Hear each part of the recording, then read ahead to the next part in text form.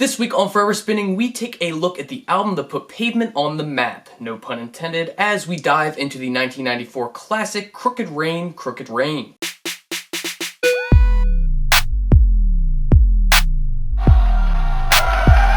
Perfect.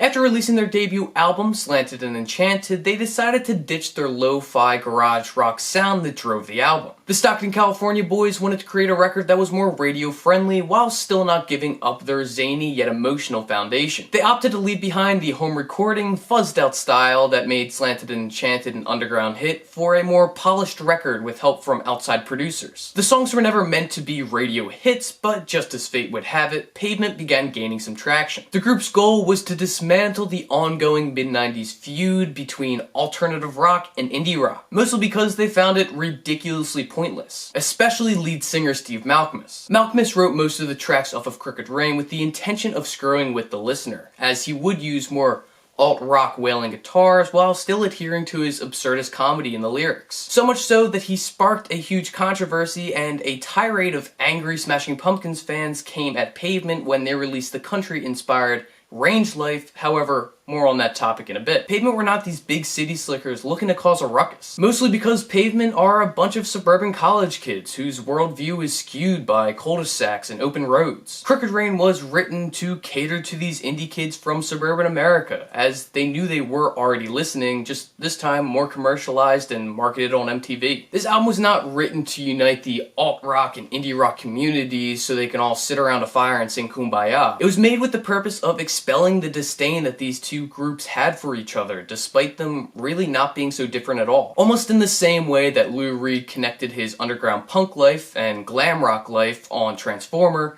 Malkmus tried to do the exact same thing on Crooked Rain, just this time with dorky college kids and blue-haired dropouts. It's unfortunate that I really could not find that much information on the actual recording of this album, but I also believe that, well, there isn't much history outside of the actual recordings that we listen to and cherish. I think this album speaks for itself. So with all these ideas in mind, plus a new drummer in Steve West, the band set out to record their record. Most of the recording was done at Louder Than You Think Studios in Stockton, California, and Random Falls Studios in New York. And on February 2nd, 1994, Crooked Rain, Crooked Rain was released on Matador Records to much critical acclaim.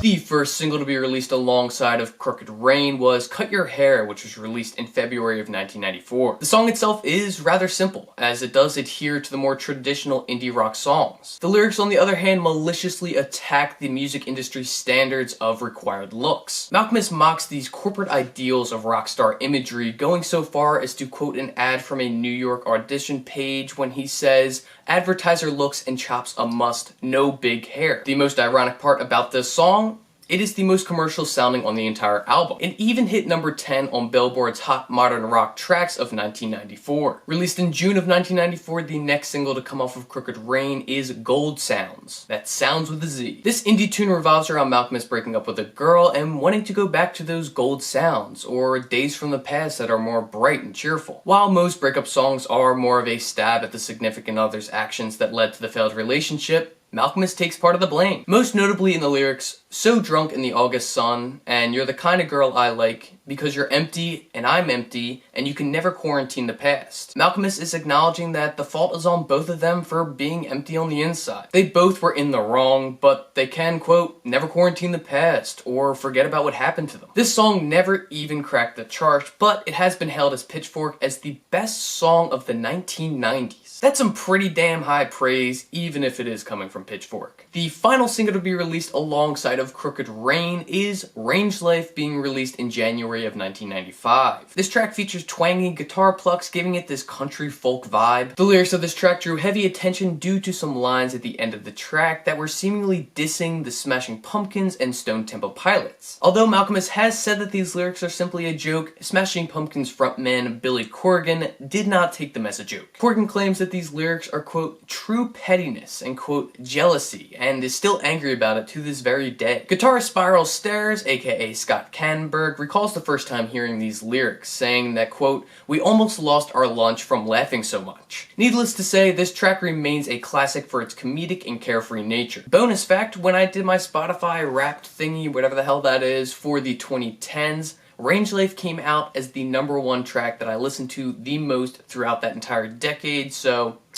yeah, it's a freaking classic.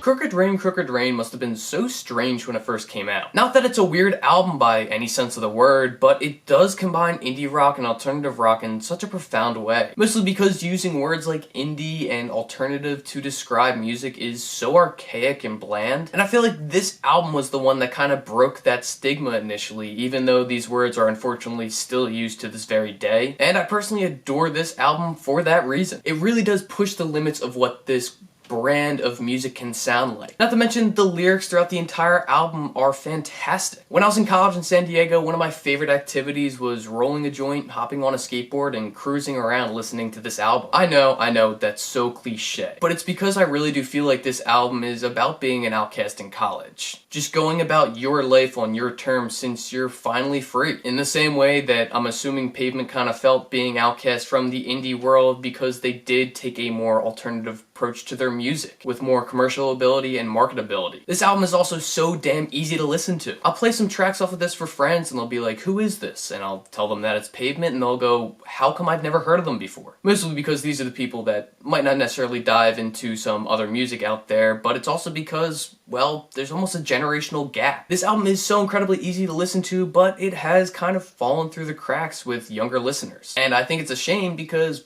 I adore this record. Not because it has some fantastical artistic merit, or that it broke ground with the sound, or even that it has some incredible backstory or message. I love it simply because it's a fantastic album from front to back. So, if you've never heard this album before, or if it is a personal favorite of yours, Pavement's Crooked Rain will always be forever spinning.